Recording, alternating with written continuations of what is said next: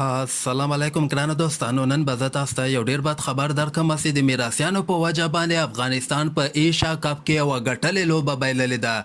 ویډیو تر اخره پورې وګورئ، په هر څه به تاسو پوه سئ.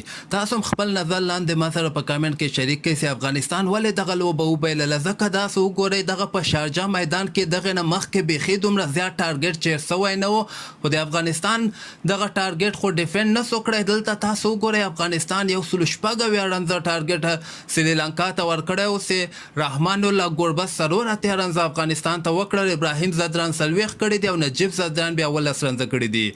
خو دلته که موږ د افغانستان بولرانو ته وګوره، افغانستان بولرانو هغسې بولنګ ترسره نه کړه. که رشید خان په 4 اورو کې 19 رنزه ورکړي دي، نوین الحق صاحب په 4 اورو کې 40 رنزه ورکړي دي.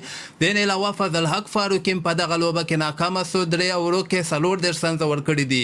بل طرف ته سریلانکا په 20 اور کې ډیر په اسانۍ سره دغه ټارګټ پوره کړ. خو زه به تاسو ته وایم چې دلته ګوره، دغه میراثیان چې کوم د توتیشه دغه اساس وخت کې کیچ میس، بل طرف ته دغه زوړ لوبغاړی سمیع الله شینوار هم ډېر اساس وخت کې کیچ میس که کوم په وجه باندې افغانستان دغه لوبه وبایلله.